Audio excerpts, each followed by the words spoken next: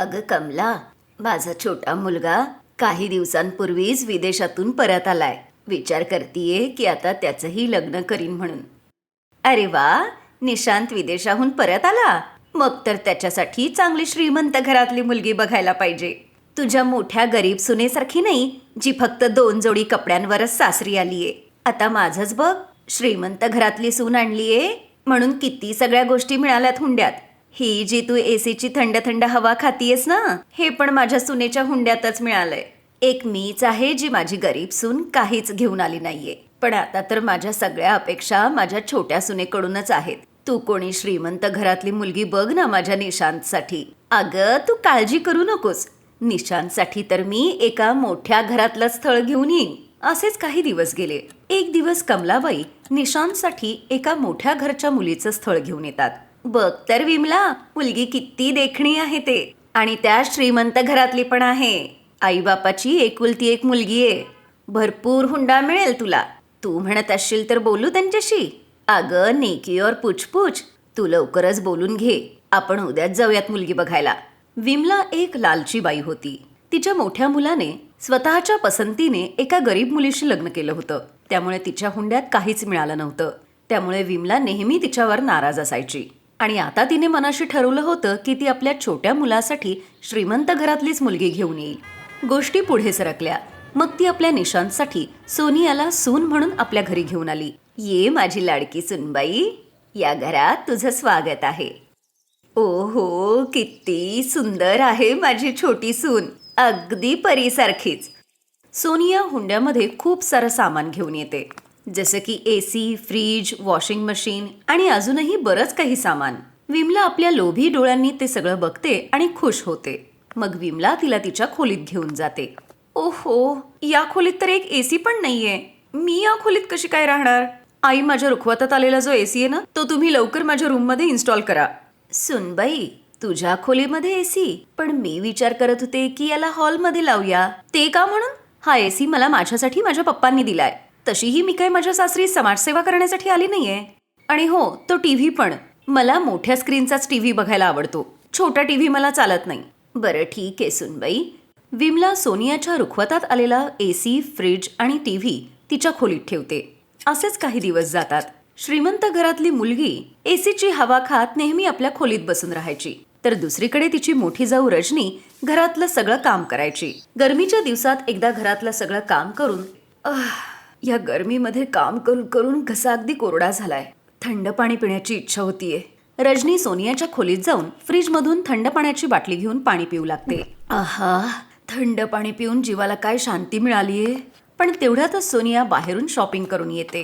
हा, थंड पाणी तर अगदी मजा घेऊन प्यायला जात आहे की. पण जरा माझी खोली तर बघा, कसा पसारा झालाय सगळीकडे. ते हे कोण आवरणार?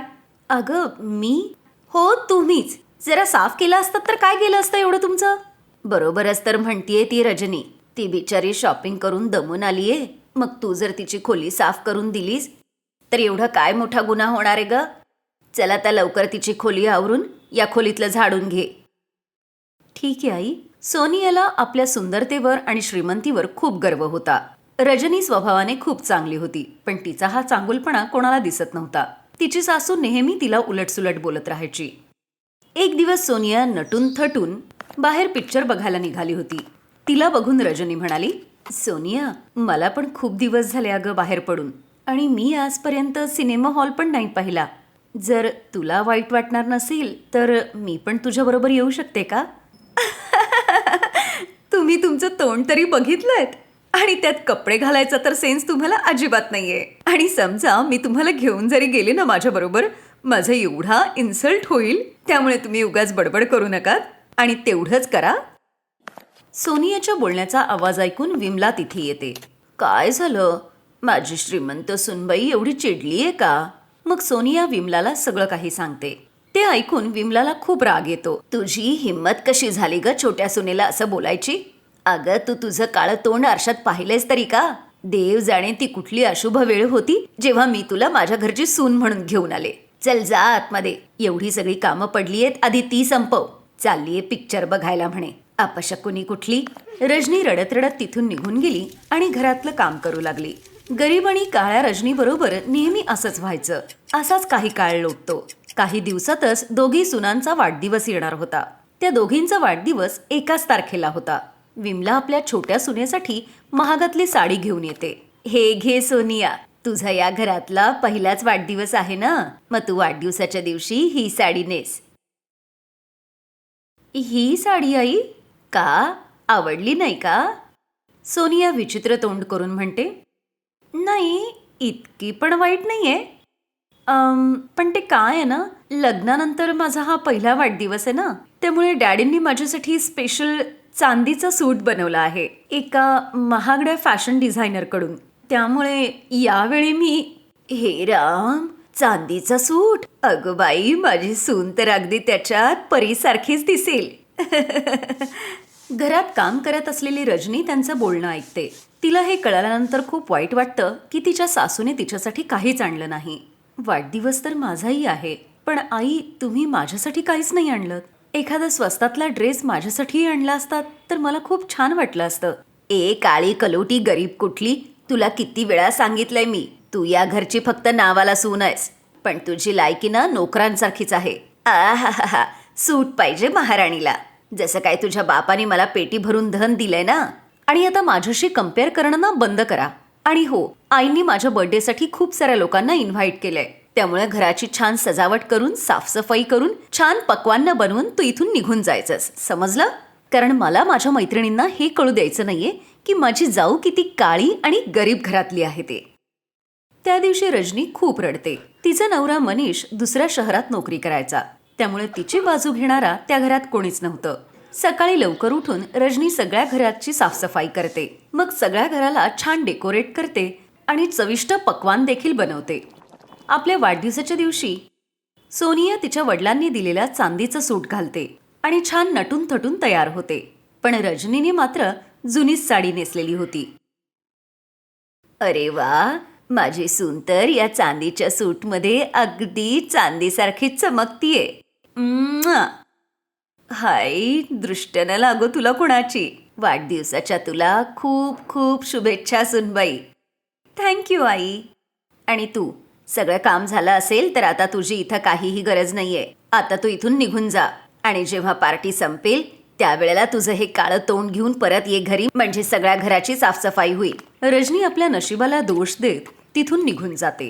काही अंतर चालल्यानंतर ती जंगलात येऊन पोहोचते आणि दमून थकून ती एका झाडाखाली बसते. मी काळी आणि गरीब आहे म्हणून माझी सासू आणि माझी जाऊ माझी किती तिरस्कार करतात.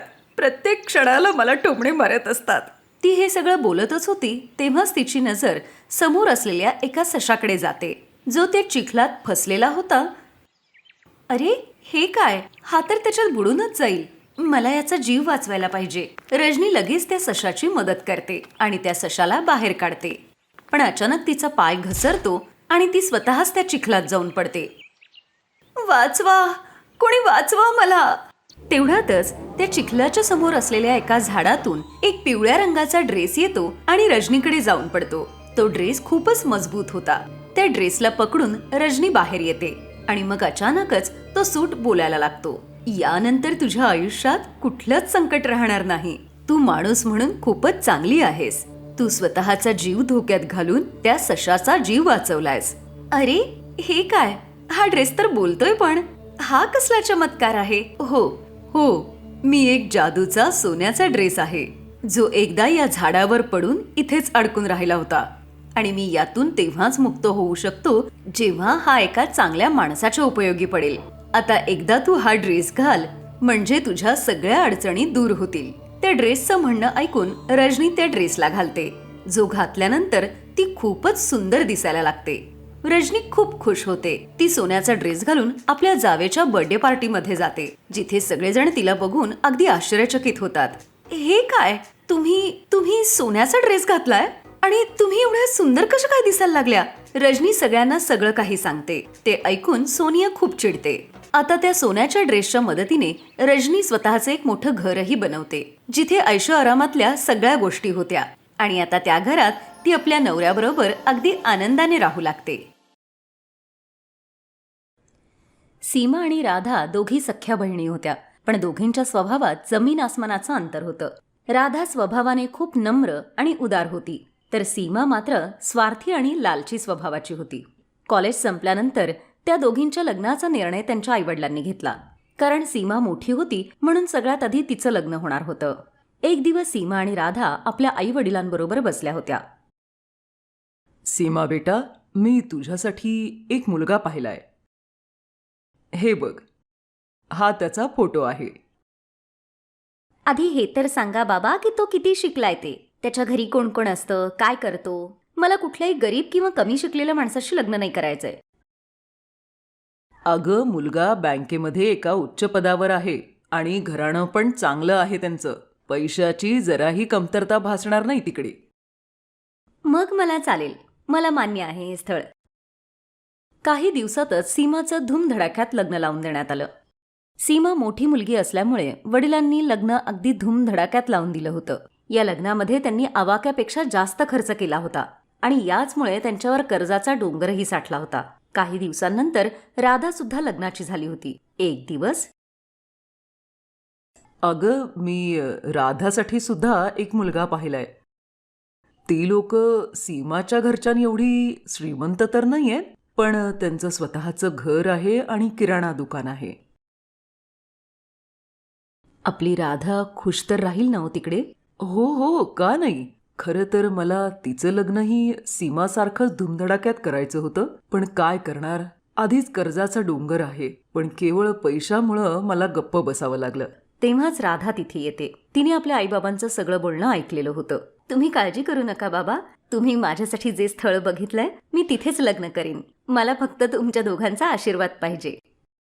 राधाचं बोलणं ऐकून तिच्या वडिलांना थोडं शांत वाटलं. काही दिवसातच राधाचं सुद्धा अगदी साधेपणाने लग्न करून देण्यात आलं. राधाच्या सासरी केवळ तिची सासू होती, जी कायम आजारीच असायची. राधाने येताच घरातली सगळी जबाबदारी आपल्या खांद्यावर घेतली होती, ज्यामुळे तिच्या सासूने सुटकेचा निश्वास सोडला होता. राधा दिवसभर काम करायची आणि जसा वेळ मिळेल तसं दुकानात जाऊन नवऱ्याचीही मदत करायची. तिकडे सीमाचं आयुष्यही अगदी ऐशोआरामात सुरू होतं. कधी शॉपिंग तर कधी किटी पार्टी. तिचा सगळा वेळ याच गोष्टीमध्ये जायचा.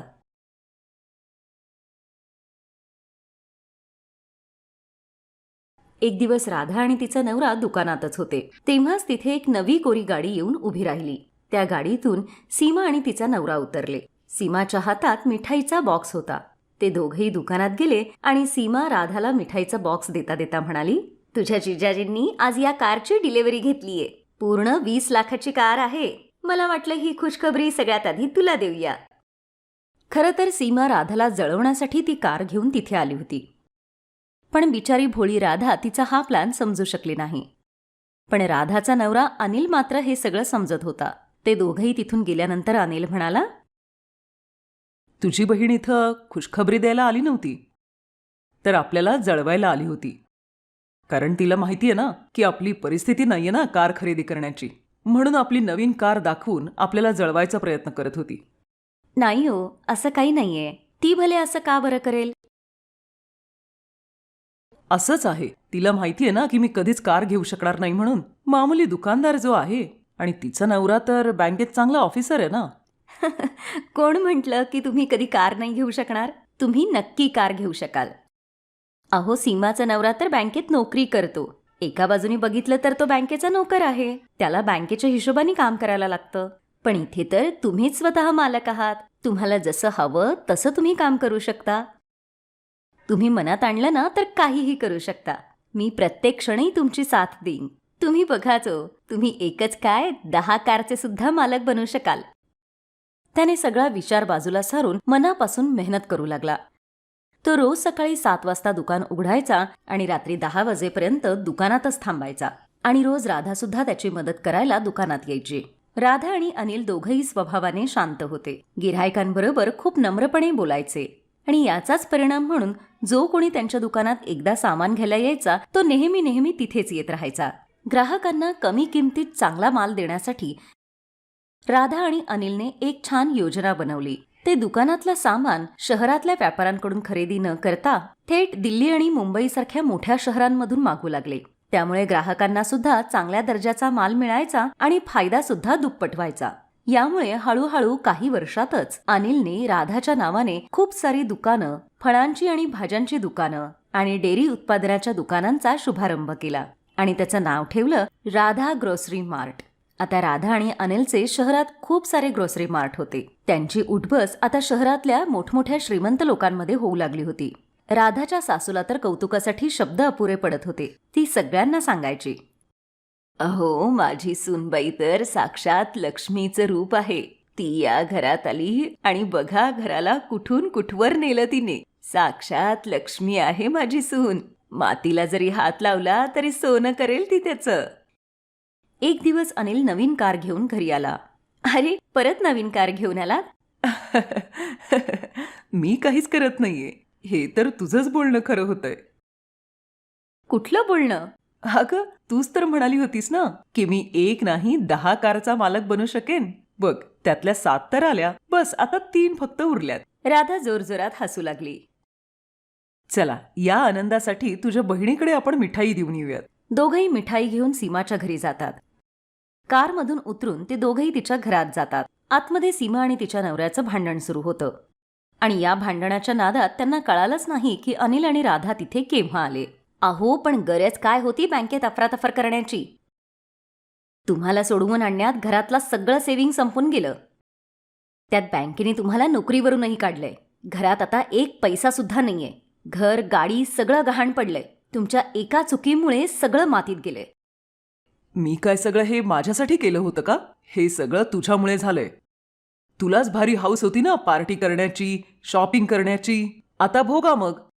हे बघा, मला टोमणे मारू नका. माझ्या जागी दुसरी कोणी असली असती ना तर केव्हाच तुम्हाला सोडून निघून गेली असती. मग तू पण निघून जा ना. कोणी थांबवलंय तुला? तुम्हाला माहितीये ना माझ्या माहेरची परिस्थिती तशी नाहीये, म्हणून मुद्दाम बोलताय. या दोघांचं भांडण सुरूच होतं. तेवढ्यात त्यांची नजर राधा आणि अनिलवर पडते. सीमा रडत रडत राधाच्या जवळ जाते. अरे, तुम्ही लोक इथे? मी तुम्हाला काही बोलायची गरज नाहीये. आम्हाला सगळं कळालंय. मी असं ऐकलंय की तुम्ही या महिन्यात एक नवीन ग्रोसरी स्टोअर उघडणार आहात. जर तिथला मॅनेजर म्हणून तुम्ही माझा विचार केलात तर खूप उपकार होतील. आमच्या घरातली परिस्थिती तर तुम्हाला माहितीच आहे. आता तुमच्यापासून काही लपून राहिलेलं नाहीये. राधा आणि अनिलने एकदा एकमेकांकडे पाहिलं आणि मग सीमाच्या नवऱ्याला होकार दिला. आता सीमाचा सगळा गर्व तुटून पडला होता. एक वेळ अशी होती की आपल्या श्रीमंतीचा गर्व करून ती राधाला जळवायची. आज ती तिच्याच उपकारांवर जगत होती. तिला आता कळालं होतं की श्रीमंतीचा कधीही गर्व करू नये. Best buddies. हॅलो मित्रांनो, हा व्हिडिओ पाहिल्याबद्दल धन्यवाद. जर तुम्हाला हा व्हिडिओ आवडला असेल तर कृपया लाईक, सबस्क्राईब आणि कमेंट नक्की करा. आणि हो, शेअर करायला पण विसरू नका. अजून असेच मजेदार व्हिडिओ पाहण्यासाठी खाली दिलेल्या घंटीला दाबा. बघत रहा बेस्ट बडीज.